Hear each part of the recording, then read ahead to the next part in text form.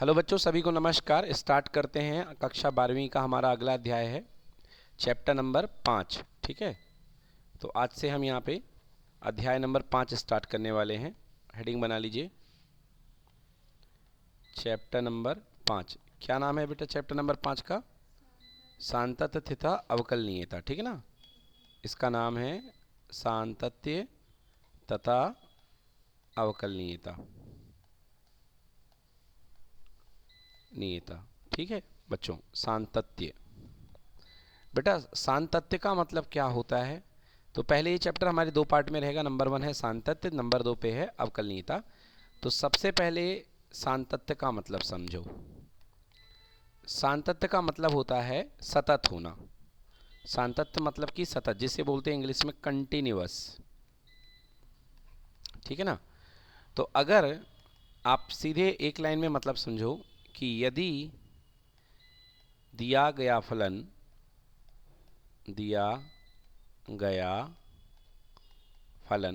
फलन क्या होता है बेटा? y बराबर एफ एक्स। वाई बराबर क्या होता है? F x. एक्स बराबर ए पर सतत है, सांतत्य है। तो ठीक ना, तो क्या होगा? F A minus H. A minus H मतलब ए पर बाईं सीमा।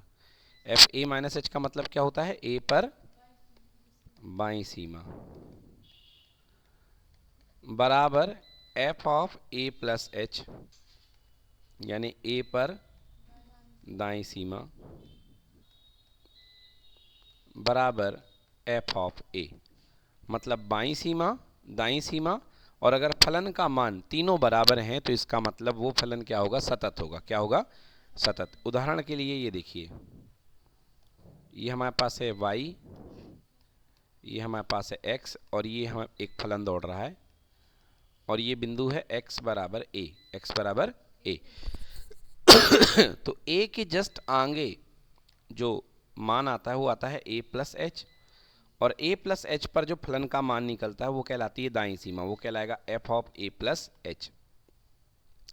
a के ठीक पीछे जो बिंदु होता है वो कहलाता है a माइनस, और उस बिंदु पर जो मान निकलता है वो कहलाता है f of a minus H, अर्थात बाईं सीमा। और जो बिंदु a पर खुद मान निकलता है वो कहलाता है f of a। f of a। तो देखिए, अगर ये तीनों मान आपस में बराबर हैं, इसका मान आप कह सकते हो कि यहाँ पर फलन क्या है? सतत है। क्या है? फलन सतत है। तो आपको इस चैप्टर में यही करना है।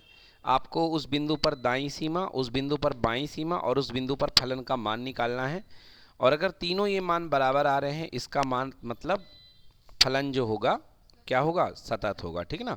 अच्छा, लास्ट ईयर आप लोगों ने सीमा निकाली है ना। तो आप याद करिए कि आप क्या करते थे? Limit extends to a plus f x, है ना। मतलब ए पर दाईं सीमा, ए प्लस मतलब ए के आगे। इसी बात को क्या बोलते हैं बच्चों हम लोग? F of A plus H. F of A plus H मतलब ए के आगे, यही कहलाती है दाईं सीमा। और दूसरा, limit extends to a minus f x, इसे क्या कहते थे? एफ ए के पीछे मान, ए के पीछे, ए के पीछे, ए माइनस ए के पीछे। तो ये क्या कहलाती थी बेटा? बाईं सीमा। हम लोग दोनों मान निकालते थे। तो आप याद रखिए कि अगर दाईं सीमा बाईं सीमा बराबर होगी तभी आपका फलन जो होगा सांतत्य हो सकता है। क्योंकि सीमा तो बराबर होनी ही चाहिए, सीमा बराबर होनी ही चाहिए। उसके बाद में उस बिंदु पर फलन का मान भी क्या आना चाहिए? बराबर आना चाहिए, तभी फलन सतत होगा। तो मतलब सांतत्य का रास्ता सीमा को होके जाता है। मतलब आप ये समझिए कि सीमा रास्ते से होके जाओगे तब आप सांतत्य पर पहुंचोगे। समझ गए ना। अगर सीमा ही एग्जिस्ट नहीं करेगी, यदि लिमिट की सीमा का मान नहीं आएगा तो सांतत्य कभी भी हो नहीं सकता है। क्लियर हुआ कि नहीं हुआ? जैसे मान लीजिए कि किसी फलन में आ गया कि दाईं सीमा जो है वो बाईं सीमा के बराबर नहीं है, दाईं सीमा जो है बाईं सीमा के बराबर नहीं है। अब आपका फलन का मान अगर आ भी रहा है बराबर तो कोई मतलब नहीं है, क्योंकि सीमा का अस्तित्व तो नहीं हो चुका है। समझ में आ गया ना। सीमा का अस्तित्व नहीं है तो फलन आपका सतत नहीं होगा। क्लियर हो गया। तो आपको इस प्रकार से आपको जो है सतत सांतत्य की जांच करनी है। अब मैं उदाहरण नंबर 1 इसका कराता हूं, प्रश्न क्रमांक 1 आपकी किताब का।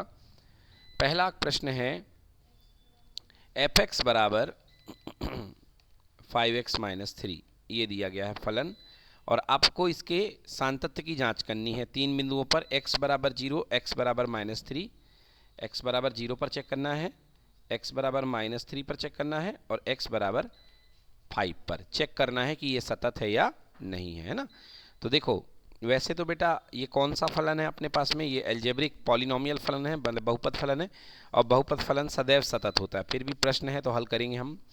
तो सबसे पहले हम x बराबर 0 पर सान्तत्य का अवलोकन, है ना, हम देखेंगे कि x बराबर 0 पर सान्तत्य है या नहीं, सान्तत्य का अवलोकन। ठीक है बेटा।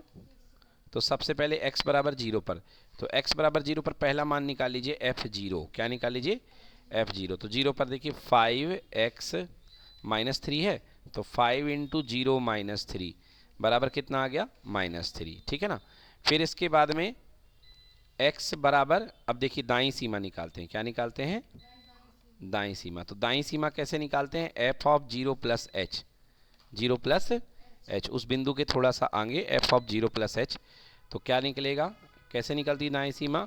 Limit h tends to 0, limit h tends to 0, 5 bracket में 0 + h, जहाँ जहाँ x था वहाँ वहाँ 0 + h, और माइनस का 3, माइनस का 3। तो ये बन गया limit h tends to 0, 5 × 0 0, 5h - 3, 5h - 3। अब h का मान 0 पुट कर दो तो कितना आ गया? -3 आ गया। आ गया, ये आ गई दाईं सीमा। अब निकालेंगे बाईं सीमा। क्या निकालते हैं?